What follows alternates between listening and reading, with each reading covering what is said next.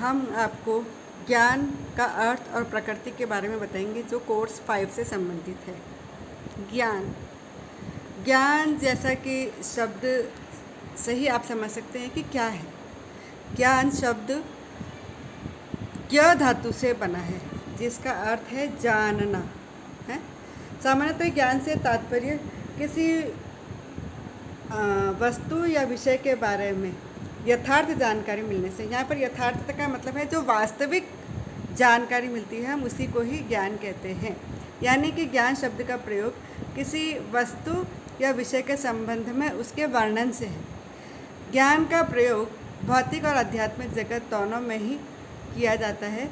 ज्ञान शब्द का कोई व्यापक परिभाषा देना बहुत कठिन है, लेकिन अलग अलग दर्शन शास्त्रियों ने इसकी व्याख्या अलग अलग तरीके से की है, अपने मतानुसार की है।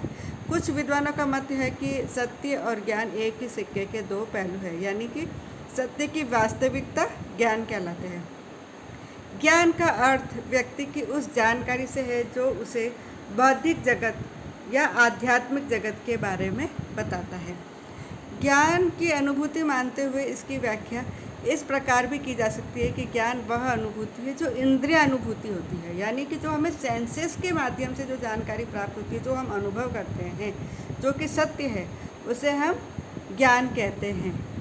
हम जानते हैं कि ज्ञान और सत्य एक ही सिक्के के दो पहलू है, अतः इसके आधार पर हम ज्ञान की व्याख्या निम्न प्रकार से कर सकते हैं। जैसे नंबर 1, ज्ञान जानकारी की सत्यता है, यानी जो हमारे आसपास हमको अनुभव के माध्यम से जानकारी मिलती है जो कि सत्य है, उसे हम ज्ञान कहेंगे। दूसरा है ज्ञान जानकारी में विश्वास होता है, सत्यता में जो सत्य है और हम बिलीव करते हैं कि जो ये ज्ञान हमको मिला है, जो जानकारी मिली है वो सही है, तब भी हम उसको ज्ञान कहते हैं। और तीसरा है ज्ञान जानकारी की सत्यता के लिए पर्याप्त प्रमाण है, यानी हमको ज्ञान है, इसका मतलब क्या प्रमाणित किया जाता है कि यह जानकारी बिल्कुल सही है।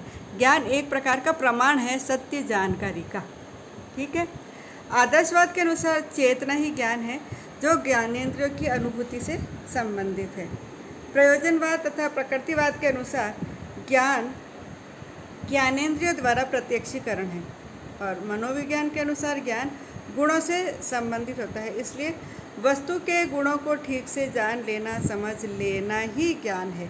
मतलब अलग अलग मनोवैज्ञानिक अलग कहते हैं, जो आदर्शवाद वगैरह है, प्रकृतिवाद यानी फिलोसोफर है वो अलग कहते हैं, जो समाजवाद होता है वो अलग कहते हैं। वो अपने अपने विषय के आधार पर उसकी पुष्टिकरण ही अलग तरीके से होती है। सुकरात ने कहा है कि ज्ञान एक ऐसी शक्ति है जिसकी सहायता से कोई भी कार्य किया जाना संभव है। जॉन लॉक ने भी कहा है कि ज्ञान लोगों की बुद्धि और योग्यता में विद्यमान ज्ञात और अज्ञात उपस्थित होने का योग है, यानी कि बुद्धि और योग्यता के आधार पर हम कह सकते हैं कि ये ज्ञात है और ये अज्ञात है। वेबस्टर ने भी कहा है कि वास्तविक अनुभव द्वारा जो हम जानकारी प्राप्त करते हैं उसको हम ज्ञान कहते हैं। जॉन डीवी ने भी कहा कि ज्ञान को अनुभव की सतत पुनर्रचना कहा जाता है, यानी कि सार रूप में हम देखें तो क्या कह सकते हैं कि जो हमारे आसपास के अनुभवों से जो सत्य जानकारी प्राप्त होती है उसी को हम ज्ञान कह सकते हैं। उपरोक्त परिभाषाओं से जो मैंने परिभाषाएं बताई उसके आधार पर हम क्या कह सकते हैं कि ज्ञान वह अनुभूतिक शक्ति है जिसकी सहायता से व्यक्ति कोई भी कार्य कर सकता है। यह व्यक्ति में उपस्थित योग्यता या क्षमता है जिसमें वह अपने अनुभवों की पुनर्रचना संगठन कर सकता है, यानी ज्ञान में वो शक्ति है जो हम किसी विषय वस्तु की पुनर्रचना भी कर सकते हैं और किसी का संगठन भी कर सकते हैं। तो कहने का मतलब क्या है, ज्ञान का तात्पर्य क्या होता है कि जब व्यक्ति किसी फील्ड में जाता है, किसी क्षेत्र में जाता है और अपने आसपास के अनुभवों को देखता है और अनुभवों के माध्यम से जो जानकारी प्राप्त करता है वो जानकारी सत्य हो, क्योंकि वो अनुभव के माध्यम से जानकारी प्राप्त करता है, इसलिए हम उस जानकारी को ज्ञान कह सकते हैं। अब ज्ञान की प्रकृति क्या होती है? ज्ञान की प्रकृति को हम निम्न प्रकार से कर सकते हैं। पहला है ज्ञान सत्य तक पहुंचने का एक समाधान है। कैसे? क्योंकि हम जब अनुभवों के माध्यम से जानकारी प्राप्त करते हैं तो वो हमने देखा है, परखा है, इसलिए हम कह सकते हैं कि उसके माध्यम से हम सत्य तक पहुंच सकते हैं। दूसरा है विचार ज्ञान के लिए सर्वश्रेष्ठ सामग्री का काम कर सकते हैं। जब हम किसी चीज़ की थिंकिंग करते हैं तो थिंकिंग किस बेस पे करेंगे किसी परसेप्शन के आधार पर जब देखेंगे तभी तो उसके बारे में सोचेंगे। जो हमारे सामने ज्ञात है उसके आधार पर हम उसके बारे में विचार करेंगे और उस विचार के आधार पर हम उस सामग्री को सर्वश्रेष्ठ बनाने का प्रयास करेंगे। तीसरा है भाषा के माध्यम से ज्ञान की प्राप्ति और संचार होता है। जब हम किसी से संवाद करते हैं तो वहाँ पर हम अपनी भाषा का प्रयोग करते हैं और भाषा के माध्यम से एक विचारों को आदान प्रदान करते हैं, अपने विचारों का आदान प्रदान करते हैं, यानी कि हमने अपने ज्ञान को बांटा है, हमने अपने ज्ञानों को आदान प्रदान किया है ताकि उसका संचार हो सके। नेक्स्ट है शब्दों के अर्थ विचार ज्ञान की शिला का आधार बनते हैं। जब ज्ञान प्राप्त होता है तो हम उसके अर्थ को समझ सकते हैं, हम उसके बारे में विचार कर सकते हैं और जो भी उसका आधार है उसको सुनिश्चित कर सकते हैं। लास्ट में है कि इसकी पुष्टि की जा सकती है, यानी ज्ञान की पुष्टि क्यों की जा सकती है?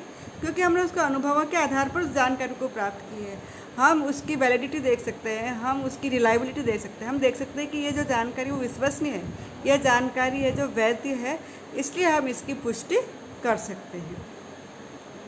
अब प्रकृति के साथ साथ हम ज्ञान के प्रकार के बारे में भी बताना चाहेंगे। ज्ञान दो प्रकार के हैं, ठीक है। एक तो है सार्वभौमिक ज्ञान जिसको प्राज्ञभाविक ज्ञान कहते हैं, दूसरा है प्रायोगिक ज्ञान, है ना। तो सार्वभौमिक ज्ञान है ऐसा ज्ञान जिसे बिना अनुभव की प्राप्ति करती है, वो सार्वभौमिक ज्ञान कहलाती है। यानी निगमन तथा तर्क के आधार पर ज्ञान सार्वभौमिक ज्ञान है। जैसे 4 + 4 8 होता है, इस बात को प्रमाणित हेतु किसी अनुभव की आवश्यकता नहीं होती है। इससे ए प्रायोरी ज्ञान भी कह सकते हैं, क्योंकि हम किसी नियम और सिद्धांत के आधार पर उसकी पुष्टि करते हैं, इसलिए इस ज्ञान को सार्वभौमिक ज्ञान भी कहते हैं। दूसरी तरह से हम समझ सकते हैं कि ज्ञान बनाने के लिए एक संश्लेषणात्मक निर्णय अवश्य होना चाहिए तथा सार्वभौमिक भी होना चाहिए, अर्थात इसमें संदेह का कोई स्थान नहीं होना चाहिए। सार्वभौमिकता और आवश्यकताओं का स्रोत इंद्रियां न होकर कारण तथा सूझबूझ होता है। हम अनुभव के बिना यह जानते हैं कि एक त्रिभुज में 3 कोणों का योग 2 समकोण के जोड़ के बराबर होता है, ठीक है, होना चाहिए। लेकिन अनुभव हम ये जानते हैं कि यदि A B से बड़ा है और B C से बड़ा है तो A C से भी बड़ा होगा। बात ये इसलिए सही है क्योंकि यह हम तर्क के आधार पर है। जब हम तर्क के आधार पर, नियमों के आधार पर किसी बात को वैलिड बताते हैं तो हम कह सकते हैं कि यह सार्वभौमिक ज्ञान है, ठीक है। अब है प्रायोगिक ज्ञान, वह ज्ञान जो इंद्रियागत और बाहरी जगत के अवलोकन से, निरीक्षण से और स्वयं के अनुभव से प्राप्त होता है, उसे हम प्रायोगिक ज्ञान कहते हैं। प्रायोगिक ज्ञान से प्राप्त अनुभवों के माध्यम से जो ज्ञान प्राप्त किया जाता है उसे हम प्रायोगिक ज्ञान कहते हैं। यह हमें सूचना देता है, क्या देता है? ऐसे निर्णय सार्वभौमिकता पर आधारित नहीं होते। हम यह नहीं कह सकते हैं कि एक श्रेणी की कुछ वस्तुओं में कुछ विशेष गुण पाए जाते हैं। प्रायोगिक निर्णय हमारे ज्ञान की वृद्धि करते हैं, लेकिन यह ज्ञान अनिश्चित होता है क्योंकि सिर्फ हम अनुभवों के आधार पर है। अभी वर्तमान समय में हमको जो अनुभव होता है उसके आधार पर पुष्टि करते हैं, लेकिन जैसे ही समय परिवर्तित होता है तो हमारे अनुभव भी परिवर्तित हो जाते हैं, इसलिए जो ज्ञान प्राप्त होता है वो भी परिवर्तित हो जाते हैं। तो इसलिए कह सकते हैं कि जो प्रायोगिक ज्ञान होता है वो हम जब प्रयोग करते हैं उसी के माध्यम से हम सिद्ध कर सकते हैं कि यह ज्ञान प्रायोगिक है या सार्वभौमिक है। भारतीय दर्शन के अनुसार भी ज्ञान के प्रकारों को बताया है। उन्होंने 2 प्रकार के ज्ञान बताए हैं। कौन से? पराविद्या और अपराविद्या। पराविद्या है कि इस प्रकार का ज्ञान भौतिक संसार और बाहरी प्रकृति के संचार से संबंधित है। इस भौतिक ज्ञान की प्राप्ति हेतु मानव 5 इंद्रियों और तर्क की सहायता लेना पड़ता है। यह ज्ञान लौकिक ज्ञान भी कहलाता है। ऐसा ज्ञान जो हम अपनी इंद्रियों से और तर्क के आधार पर ज्ञान प्राप्त करते हैं उसे हम पराविद्या ज्ञान कहते हैं। और अपराविद्या ज्ञान, इस प्रकार के ज्ञान को अलौकिक ज्ञान भी कहते हैं क्योंकि यह दूसरे लोक से संबंधित ज्ञान है। यह ज्ञान स्वयं को जानने, आत्मा परमात्मा से संबंधित होता है। भारतीय दर्शन की दृष्टि में यह सर्वोच्च ज्ञान है। यह ज्ञान व्यक्ति के स्वयं को जानने और आत्मा एवं परमात्मा से संबंधित ज्ञान है। यानी कि जो लौकिक होता है उसको हम पराविद्या ज्ञान कहते हैं, और जो अलौकिक होता है उसे हम अपराविद्या ज्ञान कहते हैं, जो कि भारतीय दर्शन के अनुसार है। इसके अतिरिक्त और भी कई प्रकार के ज्ञान हैं, जैसे अधिकारात्मक ज्ञान है, सूझबूझ पर आधारित ज्ञान है, तर्क संगत ज्ञान है, वैज्ञानिक ज्ञान है, क्रियात्मक ज्ञान है, अंतः प्रज्ञा ज्ञान है, श्रुति ज्ञान है। कहने का मतलब है ज्ञान कई प्रकार के हो सकते हैं, लेकिन जो हम अनुभव प्राप्त करते हैं और जिसके आधार पर हम ज्ञान प्राप्त करते हैं उसी को ही हम एक ज्ञान का प्रकार मान लेते हैं। जैसे अगर हम तर्क के आधार पर किसी जानकारी की पुष्टि करते हैं तो उसको तर्क संगत ज्ञान कहेंगे। यदि किसी व्यवस्थित और हम किसी कारण के आधार पर कोई करेंगे तो उसको वैज्ञानिक ज्ञान कहेंगे। अगर हम किसी क्रिया के आधार पर ज्ञान की पुष्टि करेंगे तो उसको क्रियात्मक ज्ञान कहेंगे।